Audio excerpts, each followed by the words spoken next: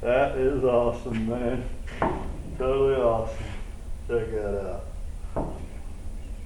What a satisfying feeling to build something like that and then make a board out of it. Unbelievable.